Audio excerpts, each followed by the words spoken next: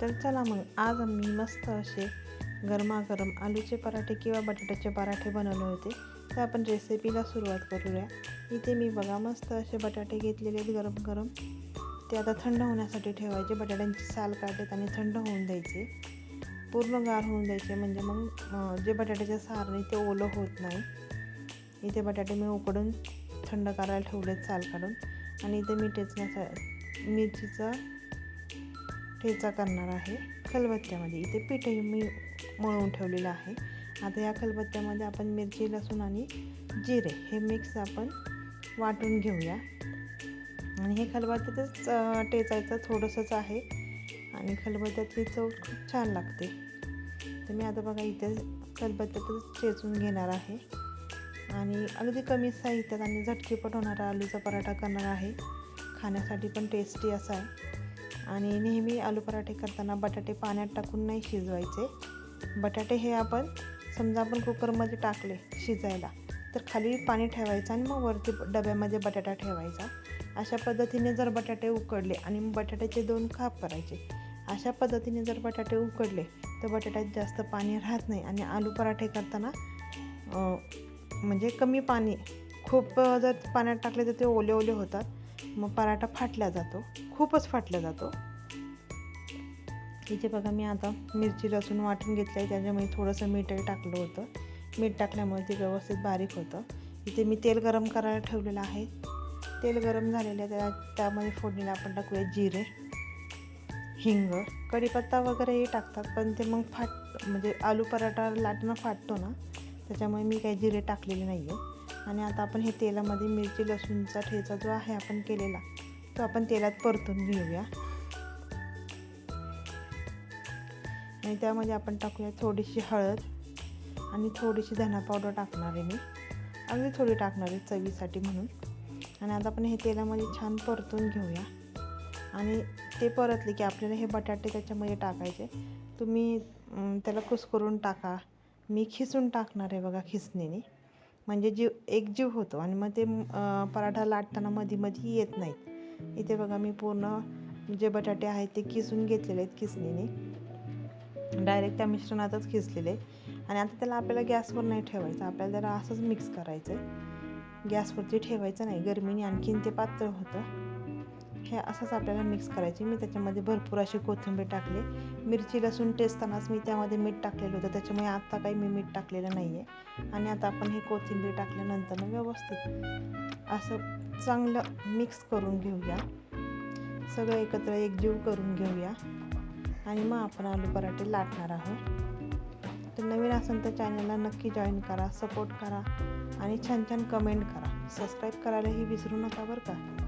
आता बघा मी इथे मस्त असं आलूचं मिश्रण तयार झालेलं आहे किंवा बटाट्याचं मिश्रण तयार झालेलं आहे. सेम अशीच भाजी करून तुम्ही पॅटीस करू शकता, बटाटे वडे करू शकता. हे गोल गोल झाले की झाले बटाटे वडे. पण अगदी पटकन होणारं मिश्रण आहे बघा, त्याच्यामध्ये खूप तामझाम नाही. पटकन होण्यासाठी मी हे असं केलेलं आहे बघा. आता मी एक गोळा घेते, ते थोडंसं लाटून घेणार आणि मग आपण त्यामध्ये जे आपलं आलूचं मिश्रण आहे, बटाट्याचं मिश्रण, ते त्याच्यामध्ये आपण स्टफ करूया.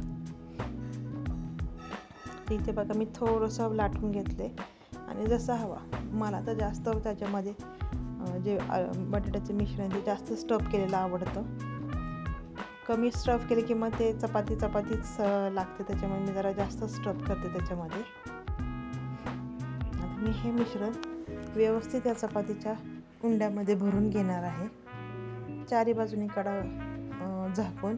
आणि मग आपण ते भरून घेऊया. बघा इथे मी पूर्ण भरून घेतलेलं आहे व्यवस्थित असं. आणि त्याला हाताने असं एकसारखं करायचं, म्हणजे आतलं मिश्रण सगळीकडे पसरलं जातं.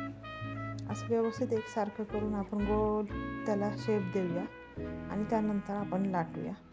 पण एवढं आहे की जास्त मिश्रण भरलं तर आलू पराठा फाटतो बरं का. असं नाही, कमी भरलं तर फाटत नाही, पण मी जास्त भरले की त्याला टेस्ट छान येते.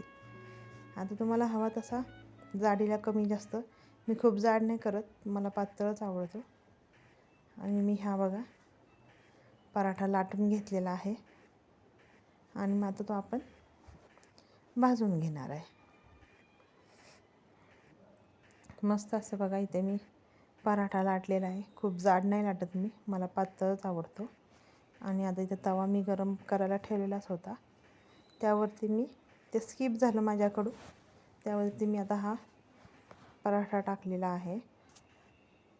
त्याला आता आपण मस्त भाजून घेऊया. अगदी स्लो गॅसवरती, खूप स्लो नाही म्हणजे मीडियम गॅसवरती त्याला चारी बाजूनी शेकला ना व्यवस्थित तसा खरपूस होतो. त्याला खूप घाई करायची नाही मोठ्या गॅसवरती भाजण्याची, नाहीतर मग ते चपातीसारखे त्याला डाग पडतात असे. आणि त्याचे असे लचके निघल्यागत असं नाही का, वरचं चपातीचं असं हे होऊन जातं. तसं करायचं नाही, बारीक मीडियम गॅसवरती निवांत भाजायचं.